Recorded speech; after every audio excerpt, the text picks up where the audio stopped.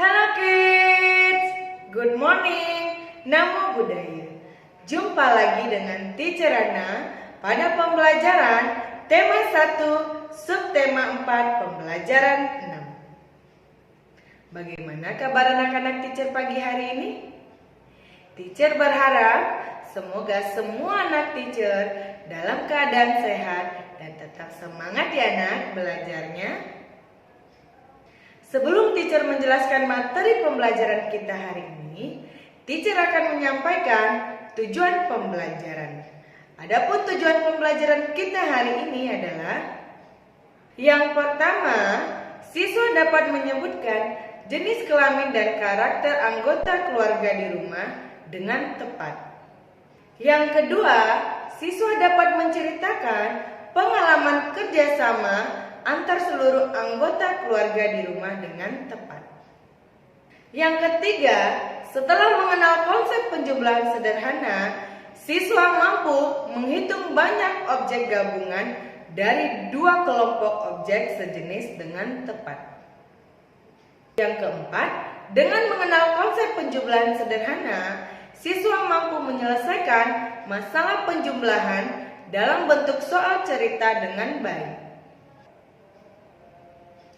Yang kelima, siswa dapat mengenal puisi anak tentang ungkapan sayang serta mengekspresikan ungkapan sayang melalui puisi dengan baik.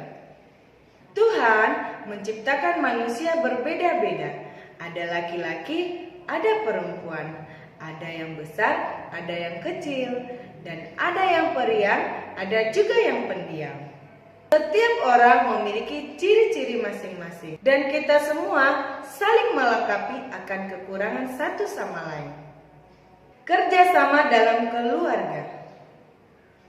Anak-anak, setiap anggota keluarga harus melakukan tugasnya masing-masing, dan kita harus bisa bekerja sama dengan sesama anggota keluarga. Sekarang, bukalah buku tema 1 halaman 141. Perhatikanlah gambar yang terdapat pada halaman tersebut. Pada gambar tersebut terlihat Lani dan keluarganya bekerja sama untuk membersihkan rumah. Lani sedang membersihkan jendela rumah. Ibu sedang mengepel halaman rumah, sedangkan ayah sedang memotong rumput. Setiap orang memiliki kemampuan berbeda-beda, namun mereka tetap bekerja sama membersihkan rumah. Nah anak-anak, jika kita bekerja sama dengan keluarga, maka lakukanlah pekerjaan yang sesuai dengan kemampuan kita masing-masing. Manfaat dari bekerja sama yaitu yang pertama, pekerjaan akan cepat selesai, dan yang kedua, pekerjaan akan menjadi lebih ringan. Yang ketiga, kerjasama dapat membuat hubungan anggota keluarga lebih rukun. Berikut ini contoh kerjasama yang dapat kita lakukan di rumah. Yang pertama, membantu ibu menyiapkan makanan. Yang kedua, membantu orang tua untuk membersihkan rumah. Yang ketiga, membantu adik merapikan mainan. Yang keempat, menanam tanaman bersama. Yang kelima, membantu kakak untuk merapikan buku cerita. Selain 5 contoh pekerjaan tersebut, masih banyak lagi pekerjaan di rumah yang bisa kita lakukan bersama-sama dengan keluarga. Nah anak-anak, pernahkah anak-anak teacher bekerja sama di rumah? Jika pernah, tugas anak-anak teacher, ceritakanlah pengalaman bekerja sama dengan keluarga, lalu kirimkanlah videonya kepada teacher ya nak. Perhatikanlah gambar berikut. Udin suka menolong ibu. Udin menolong ibu berbelanja ke warung. Nah anak-anak, jika papa, mama, opa, oma, kakak atau adik atau orang lain meminta bantuan atau meminta pertolongan kita harus membantunya ya anak-anak. Karena menolong orang lain adalah merupakan perbuatan yang baik.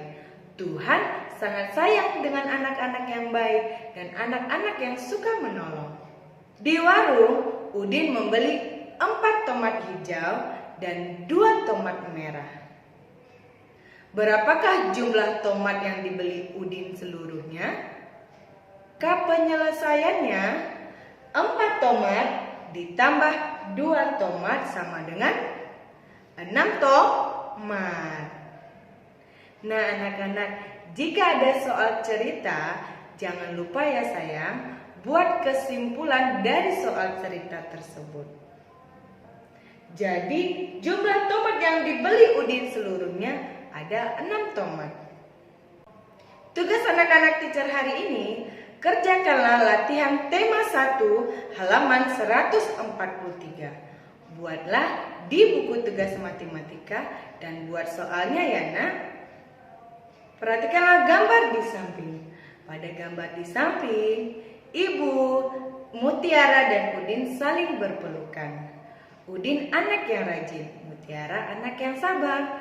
Ibu sangat menyayangi mereka berdua. Karena bagi ibu mereka sangat istimewa, walaupun mereka memiliki kekurangan dan kelebihan masing-masing. Selain ibu menyayangi Mutiara dan Udin dan Mutiara juga sangat menyayangi ibu. Mengungkapkan rasa sayang bukan hanya dengan berpelukan, bukan hanya dengan perkataan, melainkan dengan puisi kita juga bisa mengungkapkan rasa kasih sayang kita dengan orang lain. Puisi adalah kumpulan kata-kata indah yang dibaca dengan berirama. Puisi memiliki akhir yang sama bunyinya, itu disebut dengan rima. Puisi harus dibacakan dengan nada dan gaya serta intonasi yang baik.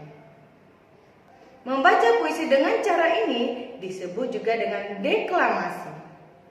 Nah anak-anak, buka buku tema 1 halaman 145. Perhatikanlah puisi yang ada pada halaman tersebut.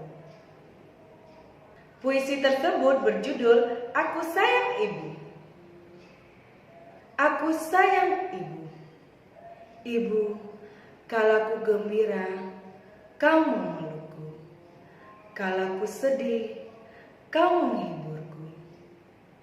Kalau ku sendiri, kau menemaniku. Kalau ku sakit, kau merawatku. Ibu, betapa besar kasih sayangmu. Betapa luas samudra hatimu. Ku hanya ingin engkau tahu, sungguh aku sayang padamu.